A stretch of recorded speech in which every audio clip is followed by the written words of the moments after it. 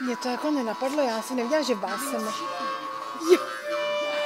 Já jsem totiž vylucovala to Šulákovo paní učitelce už jako před rokem, furt to CDčko, říkám, my to máme tak rádi, ty písničky a tohle. A potom řekla, že to vůbec jako by s tím nesouviselo, ale že jí to tak sedlo na tu Elišku.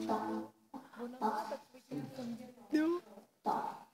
My jsme všichni Moraváci totiž.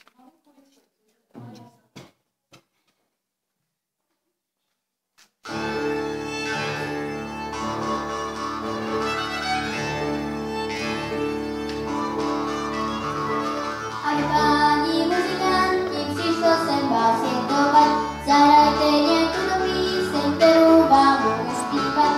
Števujte si muziku podle mého jazyku, vy jste všetci drubiáni, já vám jináč